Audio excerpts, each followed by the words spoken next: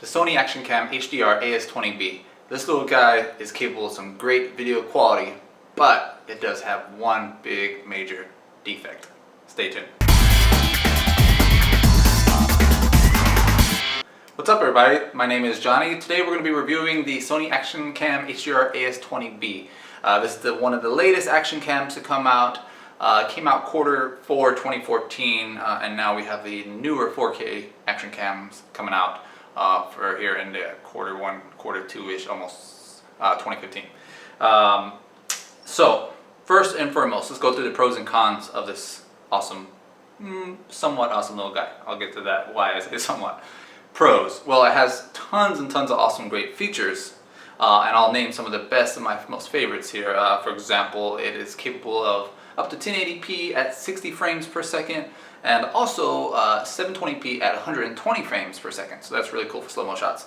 Number two, it has Wi-Fi and NFC on board, so that's great for using the live remote or the app on your smartphone device or tablet, perhaps even. And it also comes with a waterproof case. The case is only waterproof down to 5 meters, not as much of a depth compared to other cameras like the GoPro. But it's still cool that it comes with this case, and it's also rated shockproof, dustproof, etc. with the case on. Furthermore, one of my favorite features, obviously, or I guess you could say my best feature that I love about it all, is the video quality. Video quality is very high, especially for this little guy. Sony, as you may already know, Sony does produce really good camera modules that capture really great video footage and also pictures as well.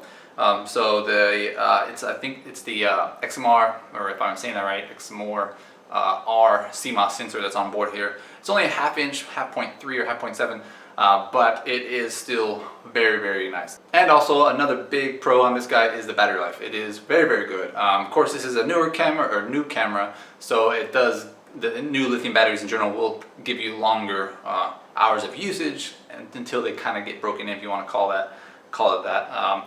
But as all in all, as of right now, I'm getting about all day battery life, as in not all day as in using it, of course, all day, but at constantly recording. But for example, taking it out in my pocket, recording and doing whatever throughout the whole day, it does give me that all day battery life. So the battery life on this guy is really good, and that is a big pro, of course, naturally, right? It also comes in at a very small weight of only 2.9 ounces, so that is really cool when you want to have size and weight, or for example, you might have size and weight restrictions, or you just want size and weight to be kept down to a minimum, of course, as we all normally do. So that is definitely a big plus too. And lastly, to kind of round up my favorite pros about it all, it does also include the Sony Steady Shot. It's a digital image stabilization compared to optical, where it's using mechanics. This is using a digital form of image stabilization, but Sony does a really good job at it. And it also is capable of doing up to 11.9 megapixels of still images, and just in case you want to grab that photo here and there for your various reasons. Okay, now into the cons. I guess I'll start off with the biggest one, which I said is the defect, because this is unfortunately an epic fail. No offense to Sony, they can produce really good high quality products, but this guy definitely needs to go back to the drawing board. And what I'm referring to as the #1 big con is the microphones. The microphones, at first you might think it's great, right? It has stereo microphones, which is awesome compared to a lot of action cameras only have one microphone for mono recording. So this does have stereo, but here's the big epic fail. It appears that when they designed this camera, they mounted the microphones either A, too close to the actual enclosure of the camera, or B, without enough insulation to protect it from vibrations, or number two, the gain perhaps is turned up way too high.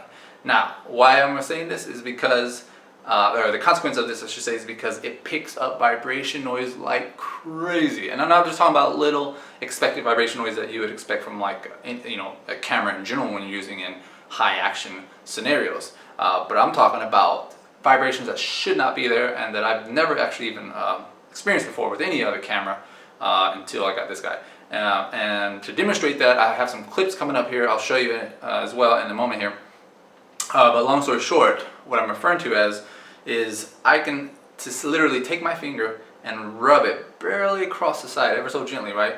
Not like, of course, not blocking the mics and whatnot. Of course, that would definitely pick it up on any camera. But I'm talking about back here, in the back side of the actual enclosure. I can barely, I mean, literally barely just rub it or barely tap it, and it will pick that vibration up. Not only just pick it up, but it pick it up excessively. So much to the point that it's very, very annoying all in all, and it almost drowns out the rest of the audio track that you're trying to record, and therefore kind of renders this camera useless when it comes to recording audio. That sucks because naturally when we're recording video we want to record audio, right? So long story short, that's my biggest pet peeve and also epic fail of this camera, is because I literally cannot use it anymore because my footage, 90% of my footage, I need audio. And if it's going to be constantly picking up this vibration noise just by me moving it like you would any other camera that you would expect to do with this camera, that you're supposed to do with this camera, if it's going to keep picking up that vibration noise, which it is, then it's just rendered useless almost, unless you just want it for video only. And in that case, my case, I do need audio. Another con about this guy, kind of big one too actually, is the enclosure. Now, when it's in the waterproof case, it has a tripod mount on the bottom and it's also a flat surface. That's great, right? In case you want to set it up on tabletop, mount it, etc. But when we take it out of the case, so let me take it out here, kind of unclips, blah blah blah. When we take it out of the case, we are revealed with a oval shaped, non-flat bottom and no tripod mount enclosure that we're looking at here.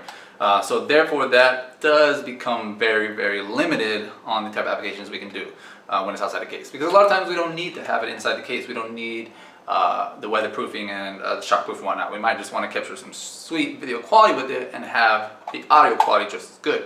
But in its current enclosure and design and shape of it, it's extremely limited. In other words, if I want to use it just as is. And of course what I mean by limited once again is because of the oval shape. For example, it's not going to sit up straight, there's no way to mount the tripod, etc. The only other way I could potentially mount this guy, so to say, is to use one of those smartphone clamps, so to say, that I could then attach to a monopod or tripod or a selfie stick as they call it, etc. And that will clamp down, but then there's cons and possibly consequences long term, because it is clamping down an enclosure, and who knows how much stress this enclosure can take over time of constantly being gripped, because you do want to grip it pretty hard or else the guy will fall out and you damage it completely, blah blah blah. So that does limit me on mounting options, very limited and restricted, and furthermore it's a pain, it's very inconvenient. So that is definitely one big fail as well that Sony did with this action camera release, is the mounting options are extremely limited and restricted compared to other competitors like GoPro, who have tons of great mounting options that I really wish Sony would also follow. Another thing about mounting options is Sony likes to do side mounts. I maybe kind of estimate maybe because they want to be different from GoPro and other companies that do center mounts and whatnot. But all in all, a center mount is, to me, is the best type of mount. Now, even furthermore, what's really bad about Sony's, I like to say, limited and restricted mounting options is that they even they do make a skeleton case for this guy that I can use, which you'd think would be great, right? Which I can use to mount on a tripod, and it doesn't have the waterproof case blocking and restricting the mics. But even that skeleton case also comes with a side mount, so you're mounting it. My finger is a tripod, the camera's over here. It's a little bit awkward. It's not major, I mean, of course you get used to it, but it's not center like we usually want and to have. And I think center is always best in general, because it's the best way to judge your angle and where exactly the camera's pointing at compared to the side, which depends. But sometimes we do need applications for the side, so I understand that as well. But all in all, so limited and restricted mounting options, definitely a big con as well for this Sony Action Cam at least, and also the other Sony Action Cams in general. I mean, a lot of the mounts, pretty much all the mounts I should say, for those Sony Action Cams are also side mounted. Besides the mounts that come on the waterproof case, which is in the center, or the newer Sony Action Cams, even newer, that come out 2015 here, do have the mounts, tripod mounts included on the bottom now, so that's great. Now, one last major defect I want to talk about here is, and I like to say this definitely appears to be a defect in the actual camera itself, is the lens. So the lens that's actually mounted inside the enclosure is actually has been mounted at an angle. If I'm looking at it like this, like it's looking away from me, it's actually mounted more to the right than the left. That does and is leaving a slight little gap of air gap around the left side of the lens.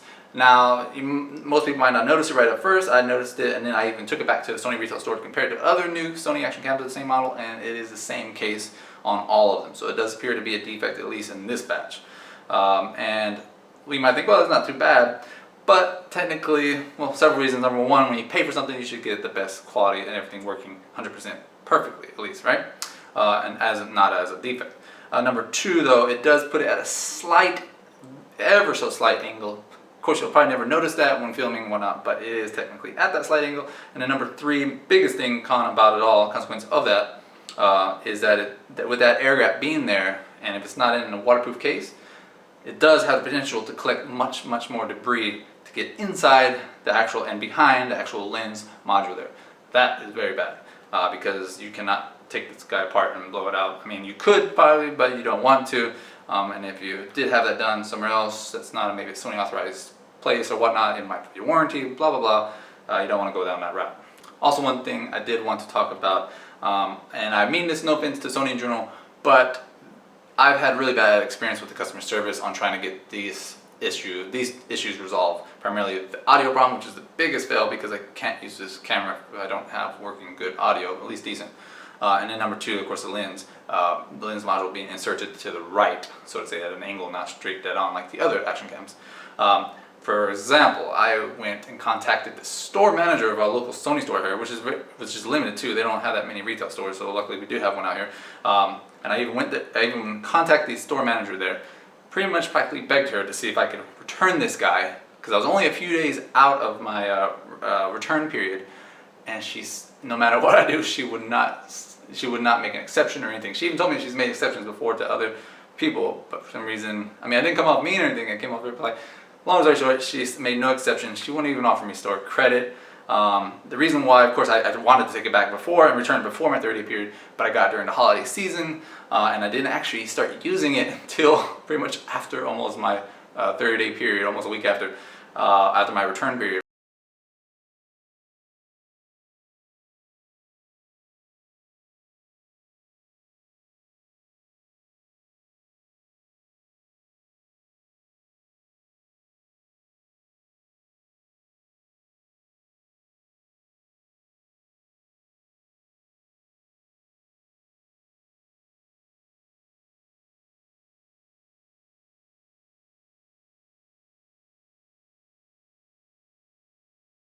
Alright, so now let me cut to some clips to show you what it looks like video quality. Do keep in mind the lighting on here, unfortunately, isn't that great. I do apologize, but it still does come out. The video quality is still very high, so hopefully you can see that. And also, I'll also demonstrate the horrible vibration noise pickup. Okay, so right now you are inside the waterproof case. I am speaking a little bit louder because, once again, like I said, the mics do muffle it, and I do want you at least to be able to hear this part. But generally you might be talking more in this area, as a general volume. Right now I'm holding it as if I was vlogging, for example. So right now you're inside the waterproof case, and as you can see, the sound is muffled because, the mics are muffled because of the waterproof case here. But it's not that bad until this. Ready? Alright. Right now I'm rubbing my finger along the side. See that? And I'm not like grinding it or something. I'm just literally gently rubbing it, gently petting it. It's crazy, right? Here's a tap. It's a gentle tap on the back. You can hear it, right? And remember, I'm in the back side. I'm not up front here near the mics. I'm in the back. Tap, rub. Here's a little bit of hard rub. And now let's say you were vlogging, or let's say this thing was mounted, and in extreme sports, like it was designed to take and handle, and it was moving around a lot. This is what it would simulate. Let's say I'm moving around a lot, or I have my hand here moving a little bit and whatnot, and it's picking up all the different, it's shaking around, right, blah, blah, it's picking up the vibrations, immediately picking up that, turn it into sound. Very, very annoying, right? Big fail, I know. So now let me show you. This is also, and this is 720p at 30 frames per second. Now let's do one outside the case, okay? Okay, so now we're outside the case. As you can see, the audio is much better because obviously the case isn't muffling the mics. stereo mics, etc. But as soon as you start to have any type of movement, if it's from your extreme sports, snowboarding, skiing, have it mounted on a vehicle, a motorcycle, whatever, you're going to pick up these extreme vibration noises. So once again, same test, finger rubbing along the side. Really annoying, right? I mean, trust me, I've already had some of my viewers, politely, of course, comment about that sound, and yes, I completely agree with them. It is very annoying, and it sucks, and it makes my video quality on my vlogs and whatnot that much more degraded. So that's why I can't use this camera anymore. Also, once again, this is me barely tapping on the back. This is this is a minor tap. So imagine if it was being jarred around, mounted on something in your extreme sports like we want to do with it, from whatever the case, whatever we're doing with it. It would not come out well. Once again, and then of course this is just me moving it around.